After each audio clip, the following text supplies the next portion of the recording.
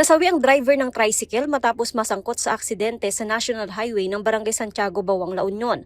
Ayon sa investigasyon ng pulisya, bumangga sa mga magkakasunod na sasakyan ang isang pampasaherong bus.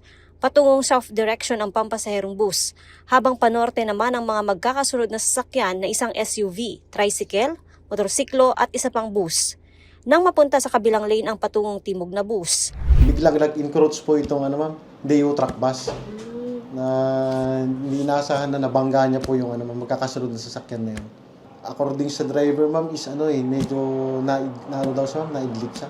Nagkaroon naman umano ng kasunduan sa pagitan ng mga sangkot sa aksidente. Karoon po sila ng ng agreement na wherein yung DU driver, ma'am, is iso-shoulder niya lahat yung yung burial expenses tsaka all